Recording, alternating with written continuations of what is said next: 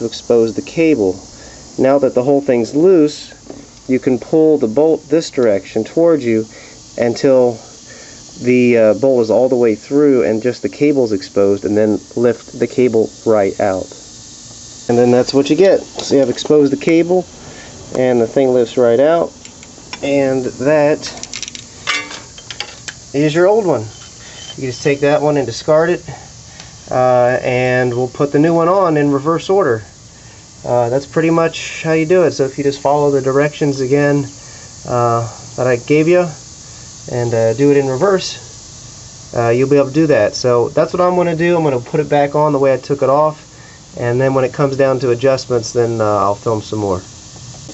One more thing you want to do before you actually put the new one on is expose as much of the cable as you can and apply either grease or a spray lubricant on both ends, just to make sure, and maybe spray some down the hose as well as you can, because this piece is supposed to stay lubricated.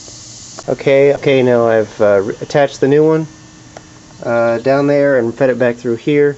To be able to attach it to the handle, then you need to adjust these screws. I actually loosened them a little bit already, but you want to turn them, I guess, be toward you or away from you, so that these channels line up so that the new cable can pass through there.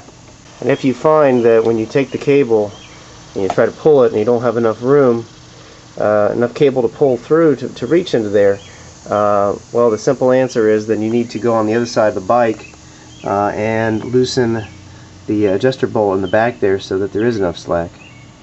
Okay, I had to rethink my strategy a little bit here. This is the first time I've changed this cable, and what I found was that I was having a hard time really getting enough slack to be able to pull this all the way over into here. So what I actually ended up doing was go ahead and loosen it off of here so the cable was loose enough so that I can then attach the cable in place where it's supposed to be. Okay, I had to bend it a little bit. I put the little cylinder piece in first and then kind of pushed it up over this edge here like this, and then it slid right into place, so that's attached now where it's supposed to be. Your next step would be then to retighten this, both these pieces, and once you get these tightened up so that the cable's not exposed to the upper portion, then you go ahead and take this part of your cable here and reattach it to the engine. Okay, as you can see, I have reattached it here to the engine. Now when you see this, though, there's still a little bit too much slop in the clutch, so I'm going to have to actually loosen it up a little bit more down below. Okay, I adjusted the locking nuts here so that this one here is, the first one closest here is just perceptibly on the the bolt. Tighten the other end as well, and then on this one you want to make sure that, according to the manual, it says that this is supposed to engage with a 4mm gap. So you might want to get a measuring tape and make sure that when you go 4mm, it starts to pull tension on to the cable. You can adjust that by loosening this locking nut, and then as you tighten this, or tighten it as it goes this way, that'll create more tension.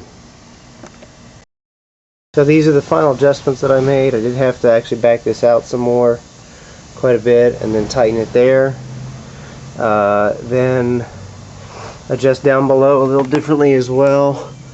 But the same principles apply pretty much. You just have to make it so that it's the tension's enough so that you start to feel the pull pretty close to that. So I got that done, and all that's left is, after everything's been retightened, is to start her up and see if she works. Okay, I got her stood up. Turn her on. She's in neutral. Let's try the starter.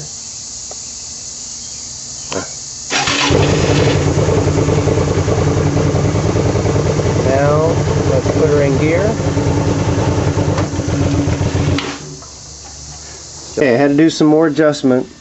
What I had to do was loosen the nuts on either side of this, you know, the locking nuts, and I turned the adjuster bolt right here my fingers on. I turned it counterclockwise multiple times. And then when I would lock the nuts and start the engine, see if the when the clutch was engaged, if I could feel the engine pulling on forward or not. So I've done it so far. I think this is the final adjustment. So let's get on the bike and we'll see if it works now. Okay, so on. Got to put her in neutral here. And here we go.